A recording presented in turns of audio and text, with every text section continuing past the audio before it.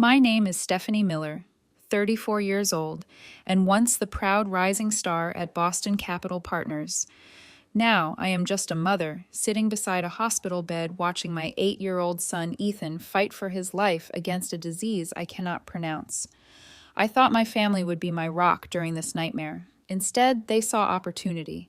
The notification on my phone showed zero where $500,000 should be. I never imagined betrayal could come from those who share my blood. If you are watching this right now, drop a comment letting me know where you are viewing from. Hit subscribe and turn on notifications so you never miss my stories. Trust me, you will want to see how this ends.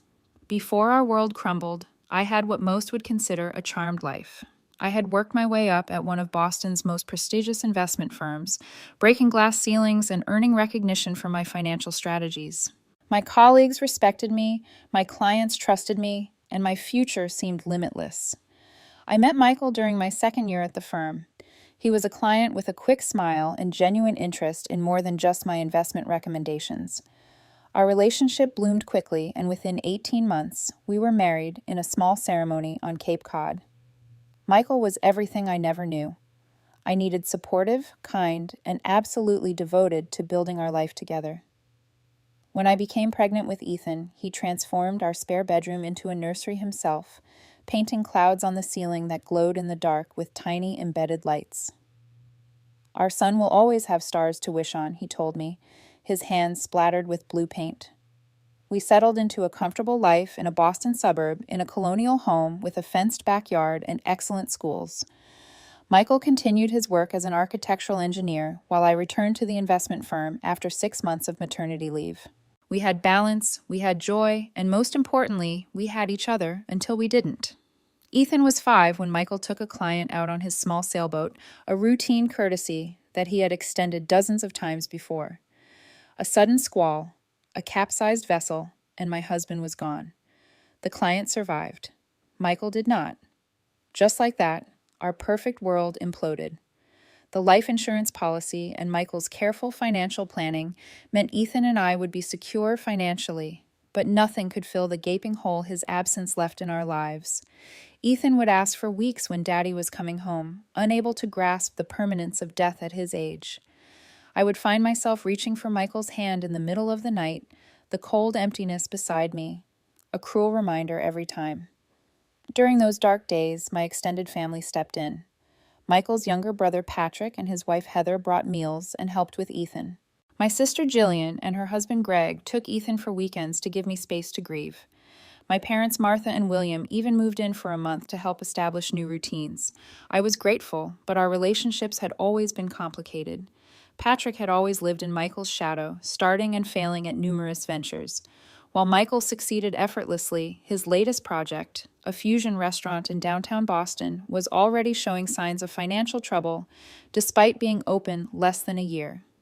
Heather constantly compared their modest apartment to our home, her comments thinly veiled with resentment. My sister Jillian and I had a different kind of tension. Growing up, she was the favorite, the pretty one, the social butterfly, the one who made our parents proud by following their expectations. I was the odd one who preferred books to parties and challenged family traditions. Jillian married Greg right out of college, a man my parents adored, despite his inability to hold a job for more than 2 years. They lived beyond their means, their house filled with luxury items they could not afford, their credit cards perpetually maxed out. My parents never quite forgave me for choosing finance over teaching, which they considered a more appropriate career for a woman. They had retired with minimal savings, having counted on their home equity to sustain them, a plan that collapsed during the housing market crash. They never directly asked for financial help, but their comments about family taking care of family grew more frequent after Michael's death. Despite these undercurrents, we maintained the facade of a close-knit family. Holiday gatherings, birthday celebrations, occasional Sunday dinners. We went through the motions while ignoring the simmering tensions. For Ethan's sake, I tolerated the subtle digs about being the rich sister and deflected requests for small loans that everyone knew would never be repaid. Then came the day that changed everything again. I was in a quarterly review meeting when my phone exploded with calls from Ethan's school. He had collapsed during recess, unresponsive and burning with fever. By the time I reached the hospital, he was surrounded by a team of doctors speaking in urgent, hushed tones about immune responses and systemic inflammation. The diagnosis, when it finally came, was devastating: a rare autoimmune disorder that was attacking Ethan's major organs. The local hospital quickly determined they were not equipped to handle his case and arranged transfer to Boston Children's Hospital, where a specialist in pediatric immunology took over. "We need to act aggressively, doctor," Winters explained, her kind eyes contrasting with her grim expression. "This condition can progress rapidly, and Ethan's already showing signs of multiple organ involvement. Just like that, our lives narrowed to the dimensions of a hospital room." I took immediate family leave from work, setting up a makeshift office in the corner of Ethan's room for the few critical tasks I could not delegate. Days blurred into nights as I slept on a narrow recliner beside his bed, waking at every beep of the monitors or movement from the medical staff. Once again, my family rallied around us. Patrick and Heather brought home cooked meals to replace the hospital cafeteria food.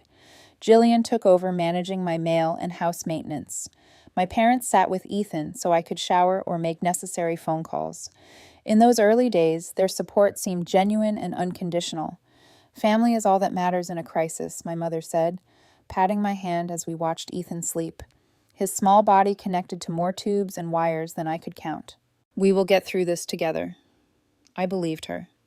I needed to believe her. I had no idea that behind their concerned expressions, wheels were already turning, plans forming that would add betrayal to my already unbearable burden. Days in the pediatric ICU followed a punishing rhythm. I woke at 5:30 each morning when the night nurse came in for Ethan's vital checks. By 6, the phlebotomist arrived to draw blood for the day's tests. 7 brought the attending physician and a parade of residents, their hushed discussions at the foot of Ethan's bed filled with medical terminology. I struggled to understand despite my frantic research. My own routine became mechanical. Brushing teeth in the small bathroom attached to Ethan's room, changing clothes in the same cramped space, and combing my hair while watching my son's chest rise and fall with each assisted breath. I subsisted on coffee from the parents' lounge and whatever food visitors brought, often forgetting to eat until a kindly nurse reminded me. "You cannot help him if you collapse yourself," Nurse Maya would say, placing a sandwich firmly in my hands and watching until I took a bite. 2 weeks into our hospital stay, Dr. Winters requested a meeting in the small consultation room down the hall. Never a good sign. I followed her woodenly, my body moving, while my mind raced ahead to worst-case scenarios. "Stephanie Ethan's condition is not responding to the standard protocols as we'd hoped," she said, her voice gentle but direct. "His kidney function is declining, and we're seeing increased inflammation in his lungs and heart." I gripped the edge of the table, knuckles white. "What are our options?" "There is an experimental treatment protocol developed at Johns Hopkins. It combines targeted immunotherapy with stem cell transplantation. The results in similar cases have been promising. Approximately 70% of patients show significant improvement." Hope flickered briefly until she continued. "However, I need to be upfront with you. This treatment is still in clinical trials. While we can apply for compassionate use approval, insurance companies classify it as experimental and won't cover the costs." "How much?" The question felt absurd. "How do you put a price on your child's life?" Dr. Winters hesitated. "The full treatment course, including the harvesting and processing of stem cells, hospitalization, and follow-up care, runs approximately $430,000. The room seemed to tilt sideways. Even with my savings and investments, that figure was staggering.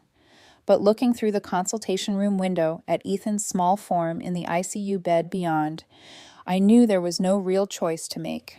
How quickly can we start? That evening, while Ethan slept under the effects of his pain medication, I made calls to my financial advisor and bank. I would need to liquidate most of my investment portfolio and tap into the emergency fund I had established after Michael's death.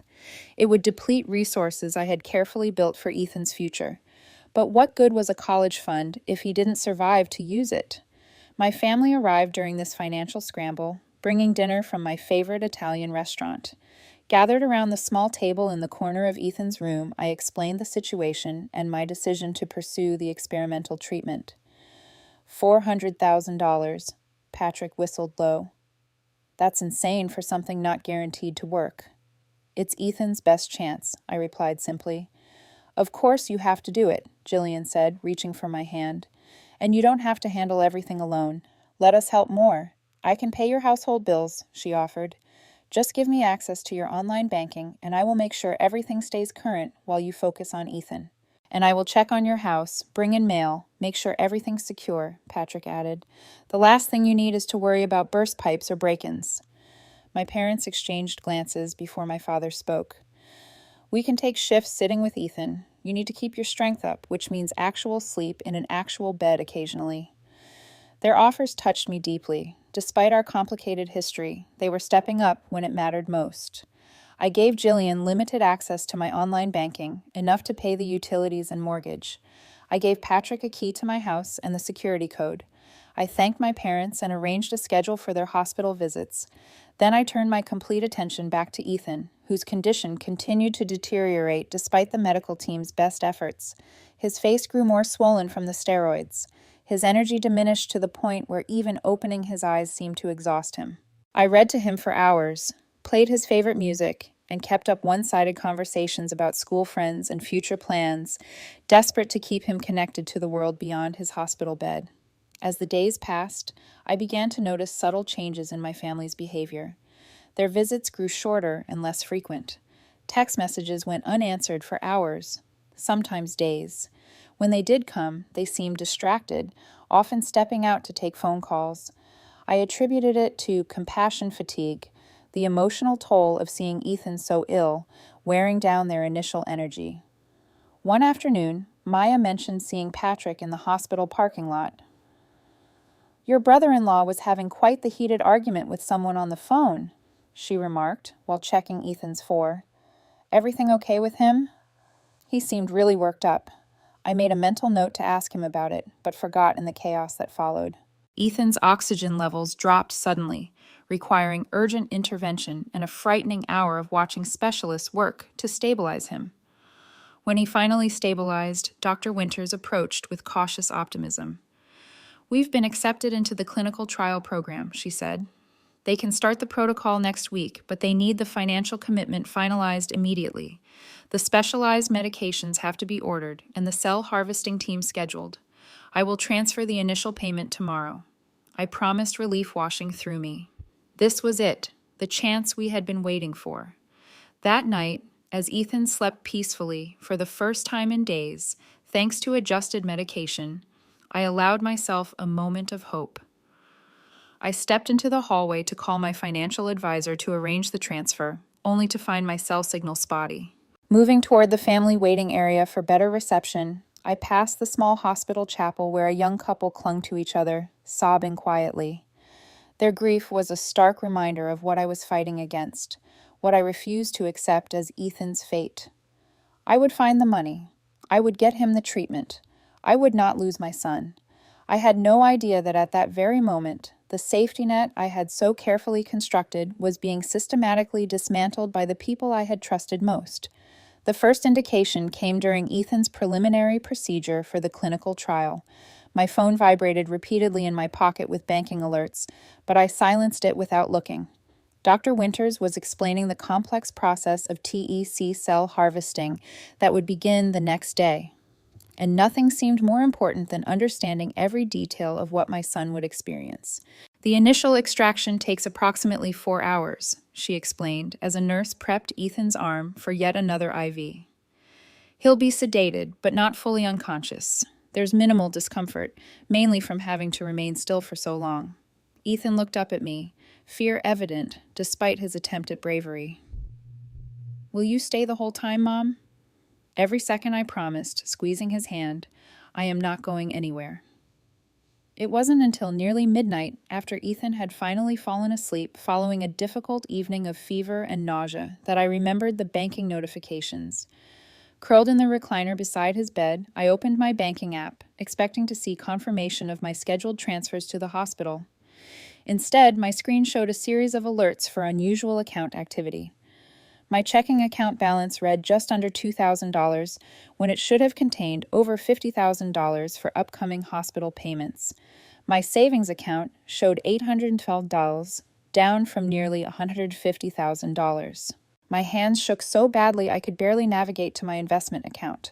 The portfolio I had painstakingly built over 15 years, the one I had been in the process of liquidating for Ethan's treatment, showed multiple recent withdrawals.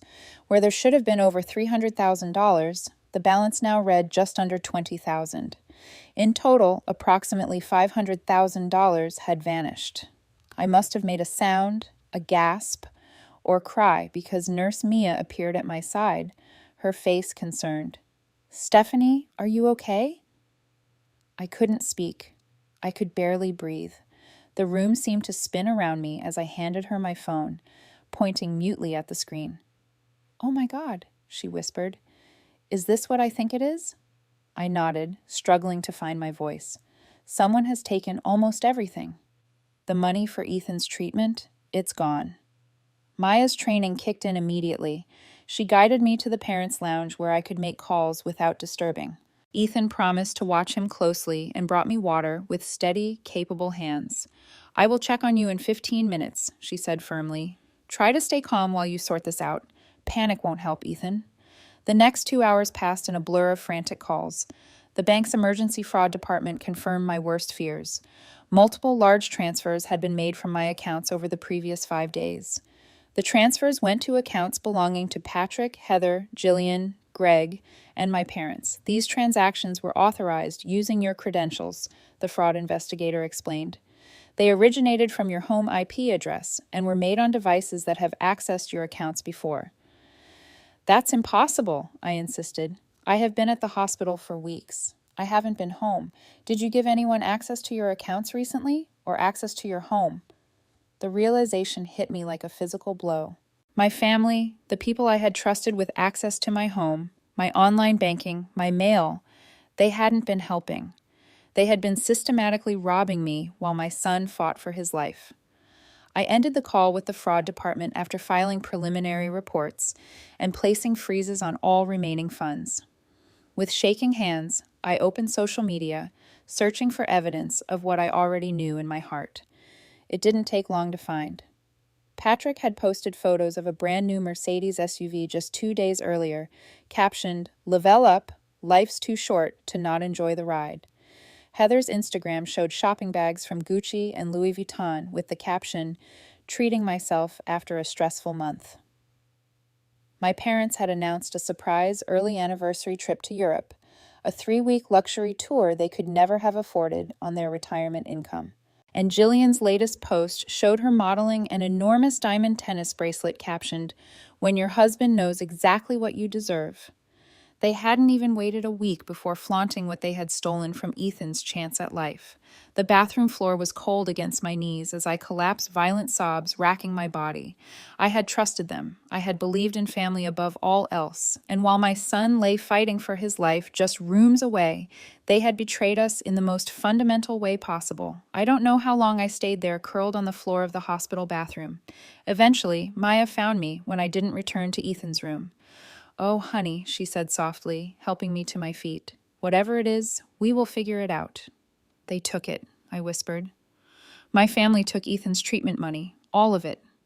Maya's expression shifted from compassion to something harder, more determined. "Then we will get it back. But first, you need to pull yourself together for that little boy. He needs his mom strong right now." She was right. I splashed cold water on my face, took 3 deep breaths, and returned to Ethan's bedside. He was still sleeping peacefully, unaware that his chances had just diminished dramatically. Looking at his pale face, the dark circles under his eyes, I made a silent promise I would fix this, whatever it took. That night, as Ethan's monitors beeped steadily in the background, I made 2 important calls. The first was to the hospital's financial services department, explaining the situation and begging for time to resolve it before Ethan's place in the clinical trial was given to another child. The second was to the police, formally reporting the theft. As dawn broke, bringing another day of medical rounds and procedures, I received an unexpected piece of good news. Ethan's latest blood work showed slight improvement, the first positive change in weeks. His inflammatory markers are down 8%. Doctor, Winter said, genuine smile breaking through her professional demeanor. It's not dramatic, but it's definitely movement in the right direction. It was the sign I needed. Ethan was fighting, and so would I. With new determination, I formulated a plan to confront the people who had betrayed us and recover what they had stolen. 3 days after discovering the theft, I got my opportunity. Maya, who had become my fiercest advocate in the hospital, offered to stay with Ethan for a few hours. Go do what you need to do, she said, understanding in her eyes. Ethan and I will have a movie marathon. He will be fine for 3 hours. I kissed my son's forehead, promised to return soon, and walked out of the hospital for the first time in nearly a month.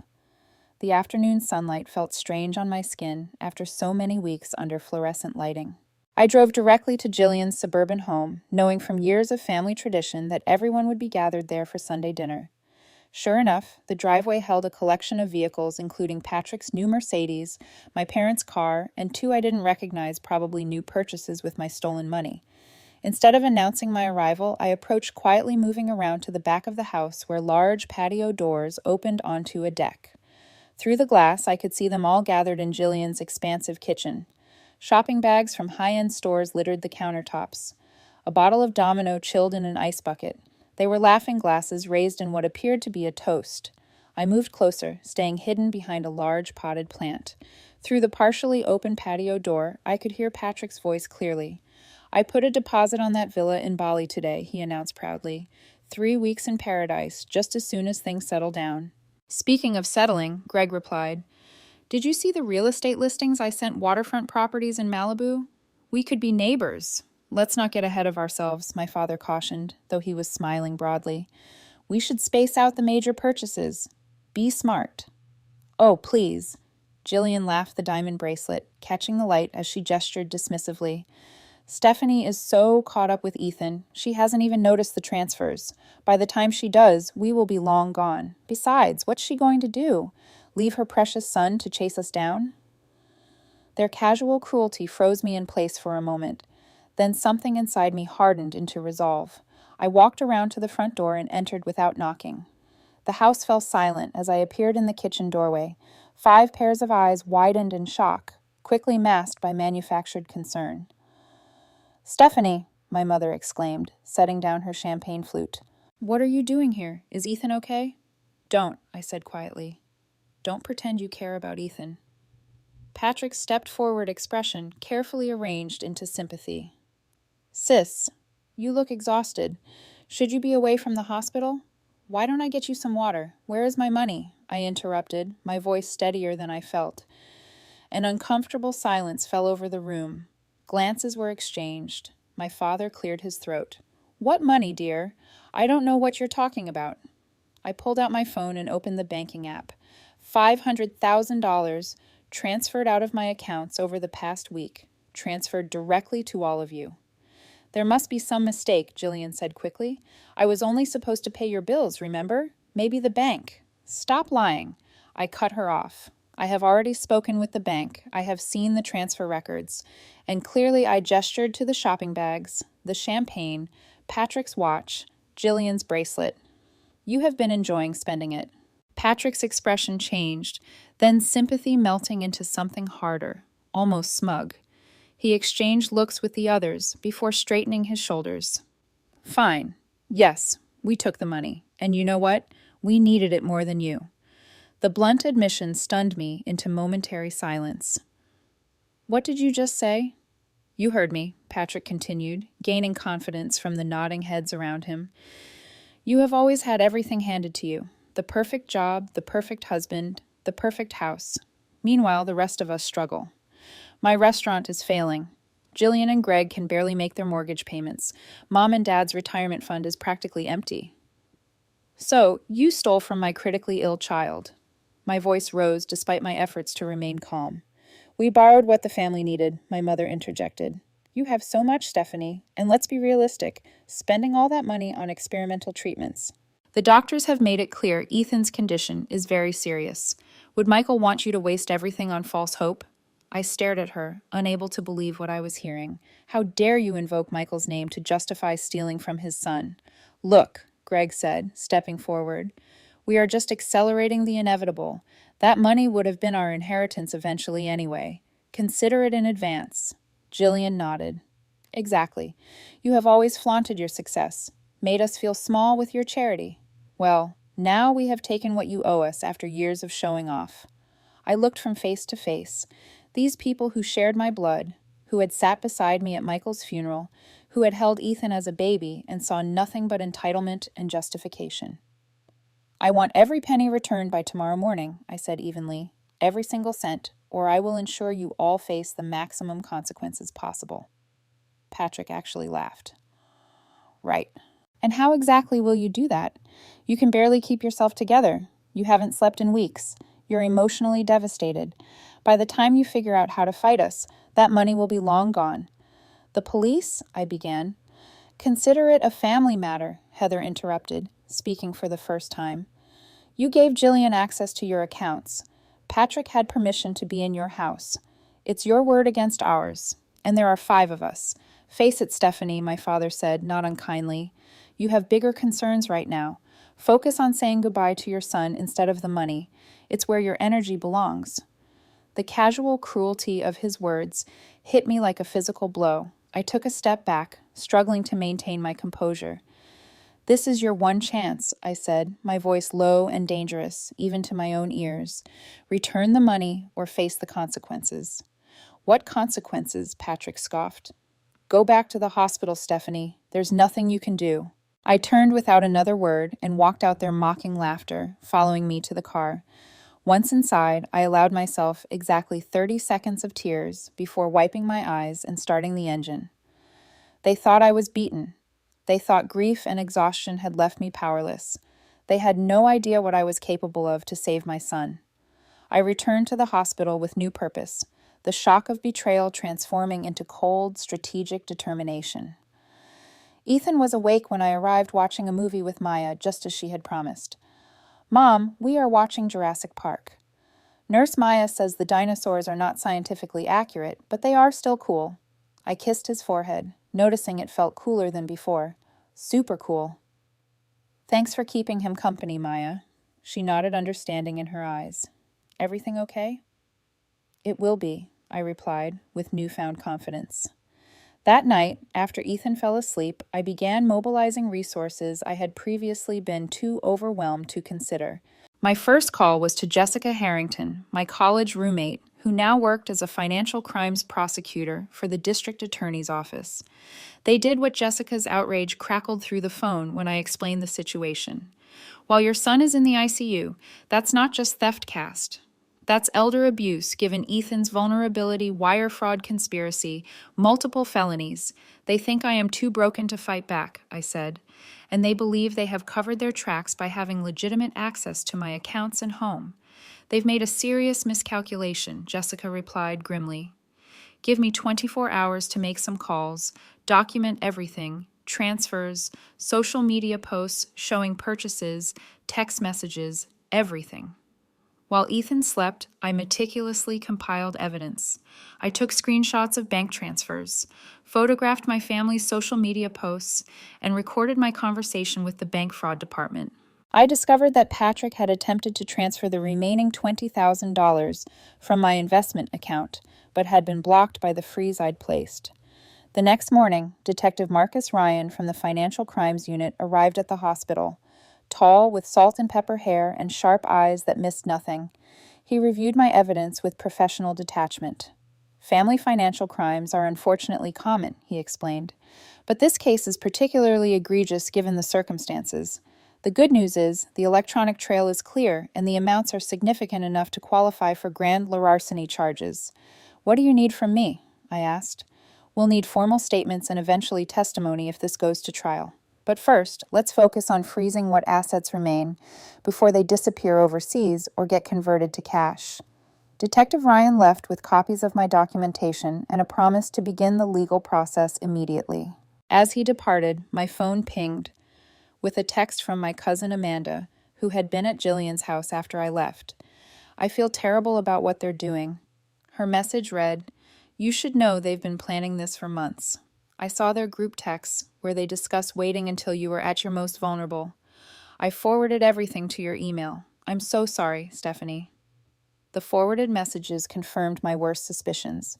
The theft hadn't been opportunistic. It had been calculated, planned.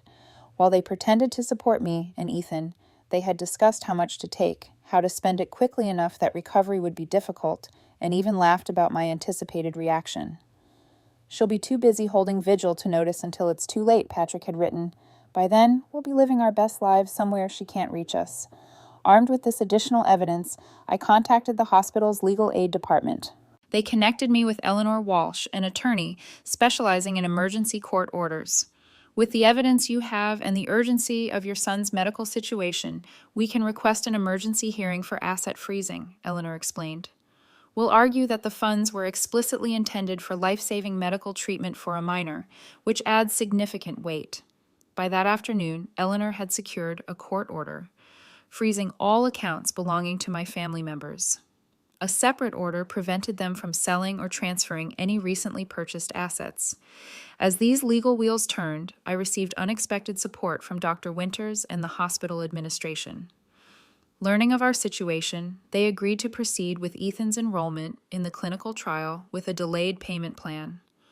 "We will not let financial crime victimize this child twice," the hospital administrator assured me. "Begin the treatment protocol and we'll work out the payment details as your legal situation resolves." For the first time in days, I felt a glimmer of hope, and remarkably, Ethan seemed to be responding. His latest blood tests showed continued improvement in his inflammatory markers. "It's modest but meaningful progress," Dr. Winters said during evening rounds. "His body is fighting back just like his mom," Maya added with an approving nod. That night, I received a call from Detective Ryan with news that energized my resolve further. "We've frozen the accounts," he confirmed. "We've recovered approximately 60% of the total amount. Some has already been spent, but we've also placed liens on the new vehicles and luxury items. More importantly, we have enough for arrest warrants. We can proceed whenever you're ready. I want to confront them one more time," I said, a plan forming.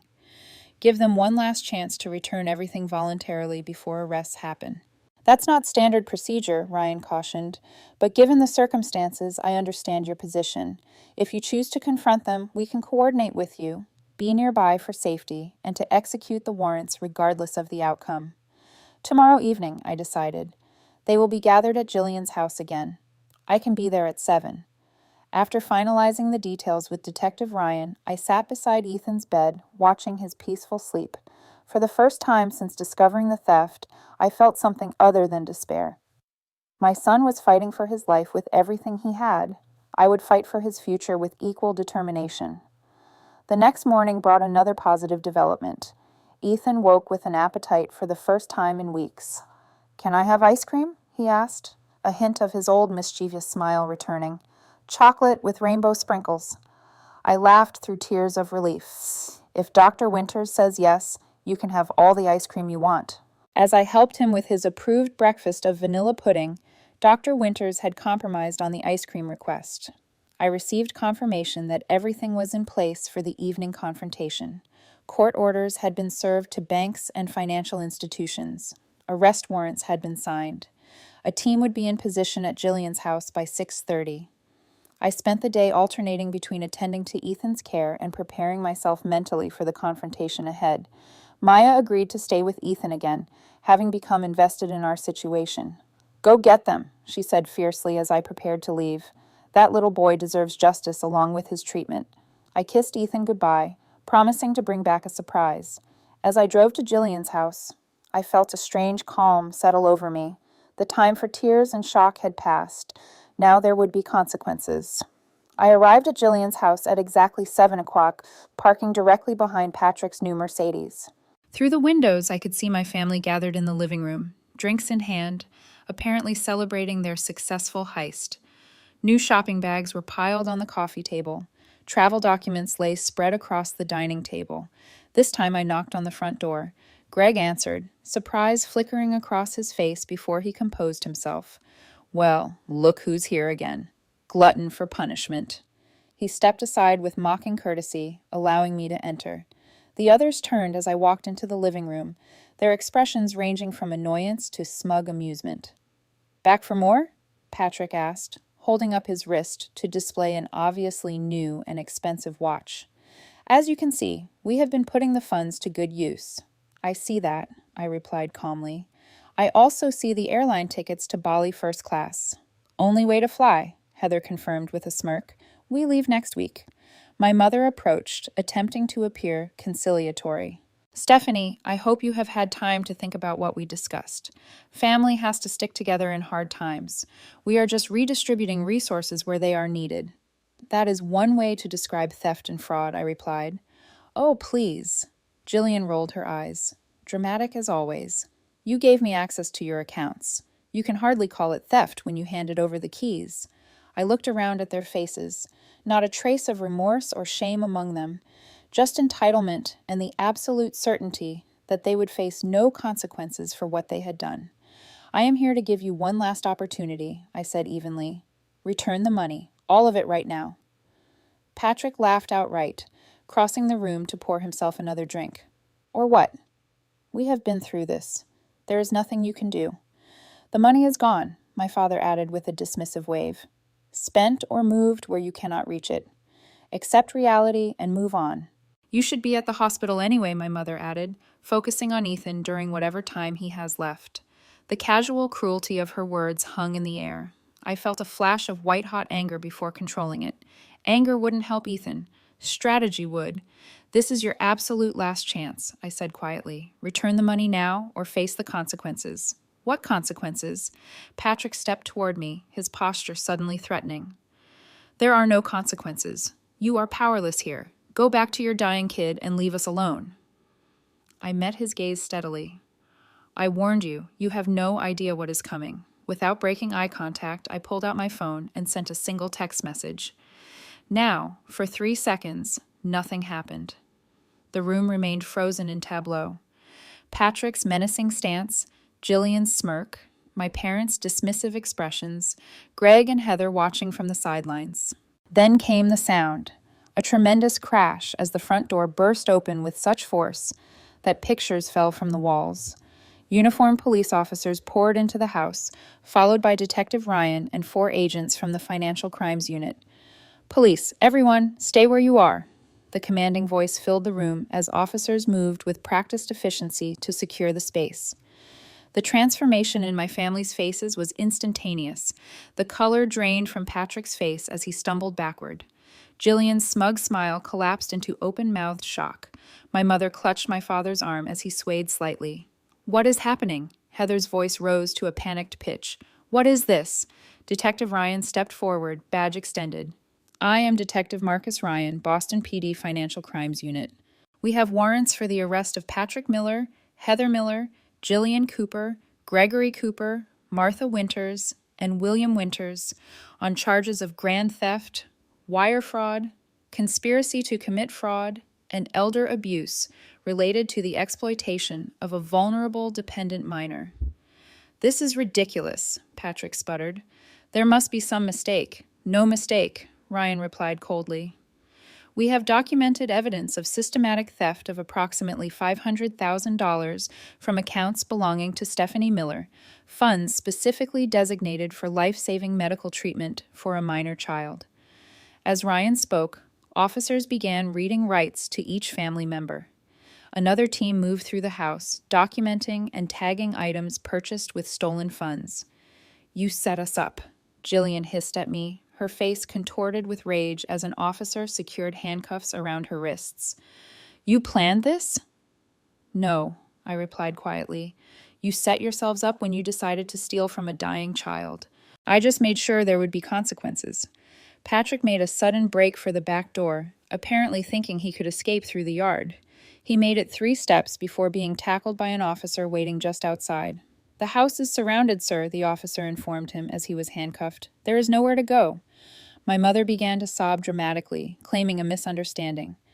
"We are family. This is just a disagreement about shared resources." "Bank records indicate otherwise, Mrs. Winters," Detective Ryan replied, without sympathy. "The systematic draining of accounts over multiple days suggests careful planning, not a misunderstanding." She gave us access, my father protested as he was led toward the door. That constitutes permission. Access to pay bills, not to transfer hundreds of thousands of dollars to personal accounts, Ryan countered.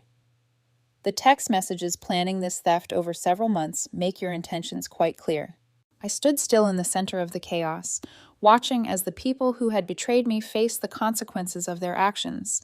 There was no satisfaction in seeing them led away in handcuffs, only a hollow relief that this chapter was ending and Ethan's treatment could proceed. Before leaving, I walked through the house one last time.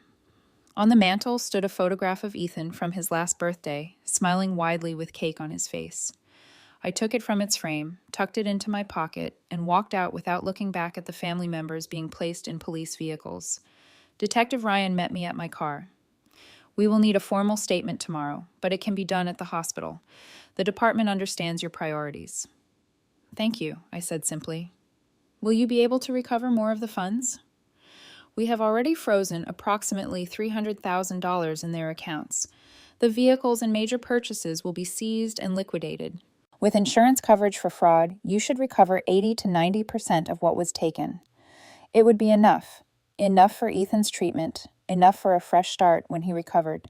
Because he would recover, I would accept no other outcome. As I drove back to the hospital, the weight that had been crushing me for days began to lift. My family had betrayed me in the worst possible way, but they had failed in their ultimate goal. They had not taken Ethan's chance at life. In their greed and entitlement, they had lost everything. Their freedom, their reputation, their future, and in fighting for my son, I had found strength I never knew I possessed. 4 months later, I stood in the doorway of our new home, watching Ethan chase a butterfly across the freshly sawed lawn. His cheeks were pink with exertion and health, his laughter carrying on the spring breeze. It seemed impossible that this was the same child who had lain so still in a hospital bed connected to so many machines. The experimental treatment had worked better than anyone dared hope. 3 weeks after the first infusion, his inflammatory markers dropped dramatically. By the second month, his major organs showed significant recovery. After 3 months, Dr. Winters used the word remission for the first time, though cautiously. He will need ongoing monitoring, she warned. And there may be long-term effects we cannot yet predict, but Ethan has responded exceptionally well. He is a fighter. Just like his mother, Maya had added with a wink. Our new beginning extended beyond Ethan's health. After the arrests, I could not bear to return to our old house with its memories of betrayal and the knowledge that those I had trusted had violated that space. Instead, I sold it remotely and purchased a smaller but brighter home in a different suburb, close enough for Ethan to eventually return to his school, but far enough that we would not constantly encounter painful reminders. The legal proceedings against my family moved with surprising speed, likely due to Jessica's influence and the straightforward nature of the evidence.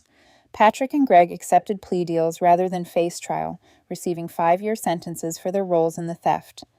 Jillian, Heather, and my parents received shorter sentences, but significant probation periods and restitution requirements through asset seizure, bank fraud protection, and insurance claims.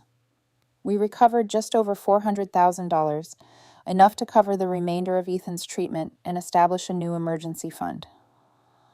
I returned to work part-time, my firm having held my position throughout the crisis. More important than the financial recovery was the emotional one. During Ethan's extended hospital stay, I had formed connections with other parents facing similar battles. These relationships evolved into a support network that proved invaluable during our transition home. Jessica formally became Ethan's godmother, a role she embraced with characteristic intensity, appearing regularly with educational games and books. Detective Ryan checked in periodically, first professionally and then personally, becoming an unexpected friend. Maya visited on her days off, bringing baked goods and hospital gossip that made Ethan giggle. Dr. Winters continued to oversee his care, her clinical detachment softening into genuine affection for her determined young patient. These people, who had no obligation to us beyond professional duty, had stepped in where blood relations had failed. They had become our chosen family, bound by something stronger than genetics. Explaining the situation to Ethan presented its own challenges. As he recovered and became more aware, he inevitably asked questions about the absent grandparents, aunt and uncle, who had once been fixtures in his life. "Where did everyone go, Mom?" he asked one evening as I tucked him into his new bed, surrounded by glow-in-the-dark stars I had carefully placed on his ceiling in homage to Michael's nursery creation. I sat beside him, choosing my words with care. "Sometimes, honey, people make bad choices that mean they have to go away for a while to learn important lessons. Like when I took Danny's action figure without asking and had to sit in timeout. Something like that, but much more serious. They took something very important that was meant to help you get better." His brow furrowed as he processed this. "That was not very nice." "No, it was not. But you know what? It helped us find out who our real family is." "Like Jessica and Detective Marcus and Nurse Maya?" "Exactly like them. Family is not always about who you are related to. Sometimes it is about who shows up when you need them most." He nodded sagely, accepting this with the remarkable adaptability of children. "Can we invite them for my birthday party?" "Absolutely." As Ethan healed, so did I. The betrayal left scars, but they faded with time and perspective. I learned to accept help without fear, to recognize genuine support, and to value chosen connections over obligatory ones.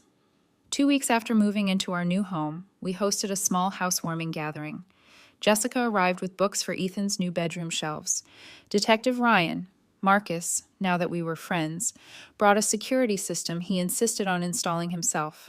Maya contributed homemade curtains for the kitchen. Dr. Winters appeared with a medical kit for minor emergencies only, please, and a bottle of excellent wine. Watching them interact with Ethan, each in their own way, contributing to his recovery and happiness, I felt a profound gratitude. The family I had lost could not compare to the one we had built. On Ethan's first day back at school, he presented me with a drawing he had made during art period titled "Our Family." It showed him and me in the center, surrounded by Jessica, Marcus, Maya, and Dr. Winters, all holding hands in front of our new house. "Do you like it, Mom?" he asked, searching my face anxiously. "I love it," I replied truthfully. "It is perfect." That evening, after Ethan was asleep, I sat on our new porch swing, reflecting on our journey. The betrayal had nearly broken me, had nearly cost my son his life. But in fighting back, in refusing to surrender to despair, I had discovered reservoirs of strength I never knew I possessed. I had learned that family is not defined by blood, but by love, loyalty, and showing up in the hardest moments. I had learned that forgiveness is possible not for those who betrayed us, but for myself, for the guilt I initially felt at not protecting Ethan better. I had learned that rebuilding after devastation creates something stronger, more authentic than what existed before. Most importantly, I had learned that sometimes the deepest wounds lead to the most profound healing if we have the courage to face them and move forward. If you have ever experienced betrayal from those who should have protected you, know that you are not alone. Have you ever had to rebuild trust after someone close to you broke it? Share your story in the comments below.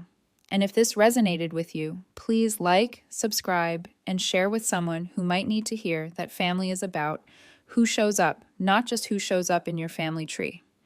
Thank you for listening to my story, and remember, sometimes our greatest strength emerges from our most painful challenges.